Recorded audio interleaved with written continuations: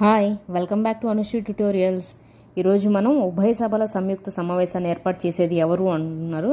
దానికి సరైన సమాధానం రాష్ట్రపతి. కింది వాటిలో రాష్ట్రపతి అధికారం కానిది ఏంటి అంటే 12 మంది సభ్యులను లోక్సభకు నామినేట్ చేయగలరు. పార్లమెంట్ సమావేశం లేనప్పుడు రాష్ట్రపతికి ఆర్డినెన్స్ జారీ చేసే అధికారాన్ని ఇచ్చిన ప్రకరణ ఏది అంటే 123. అత్యవసర పరిస్థితుల్లో కూడా రద్దు కాని ప్రాథమిక హక్కుల ప్రకరణలు ఏంటి అంటే 2021. మన దేశానికి మొదట మహిళా రాష్ట్రపతి ఎవరు అంటే ప్రతిభా పాటిల్. రాష్ట్రపతి విధించిన ఆర్థిక అత్యవసర పరిస్థితిని ఎన్ని నెలల్లోపు పార్లమెంటు ఉభయ సభలు ఆమోదించాలి అంటే 2 నెలలు.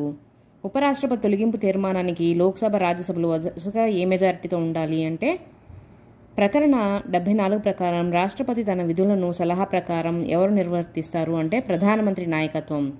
రాజ్యాంగం కేబినెట్ అనే పదాన్ని రాజ్యాంగ సవరణను ఎందుకు చేర్చారంటే 44వ.